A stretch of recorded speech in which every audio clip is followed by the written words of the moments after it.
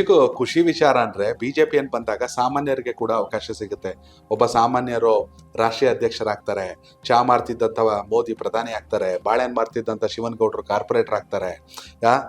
ಈಗ ಶ್ರೀನಿವಾಸ್ ದಾಸ್ ಕರಿಯಪ್ಪ ಅವರು ST ಮೋರ್ಚಾ ಉಪಾಧ್ಯಕ್ಷರು. ನಿಮ್ಮ ಅಧ್ಯಕ್ಷರು ಬಂಗಾರು ಹನುಮಂತು ಅನ್ಕೋತೀನಿ. ಹೇಗೆ ನಡೀತಿದೆ ಸಂಘಟನೆ ಸಮುದಾಯ ಅಂತ ಬಂದಾಗ? ಸರ್, ಸಮುದಾಯ ಈಗಾಗಲೇ ನಮ್ಮ ಭಾರತೀಯ ಜನತಾ ಪಾರ್ಟಿ ಸರ್ಕಾರ ಬಂದಾಗ ಏನಾದರೂ ಪ್ರಾಮಾಣಿಕವಾಗಿ ಕೆಲಸ ಮಾಡಿರ್ತಕ್ಕಂಥ ನಮ್ಮ ಸಮಾಜಕ್ಕೆ ಅಂತ ಹೇಳಿದ್ರೆ ನಮ್ಮ ಭಾರತೀಯ ಜನತಾ ಪಾರ್ಟಿ.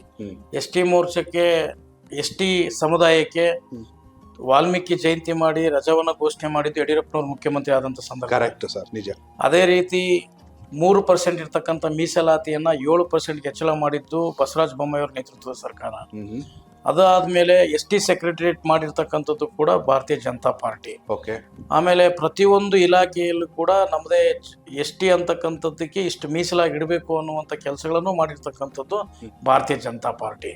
ಹೀಗಾಗಿ ಎಲ್ಲವನ್ನ ನಮ್ಮ ಸಮಾಜ ಮತ್ತು ರಾಜ್ಯದ ಎಲ್ಲ ನಾಯಕ ಸಮಾಜ ಇವತ್ತು ಭಾರತೀಯ ಜನತಾ ಪಾರ್ಟಿ ಜೊತೆಗಿದ್ದಾರೆ, ಮುಂದಿನ ದಿನಗಳಲ್ಲಿ ಇರ್ತಾರೆ ಅನ್ನುವಂಥ ವಿಶ್ವಾಸ ನಮಗೆ.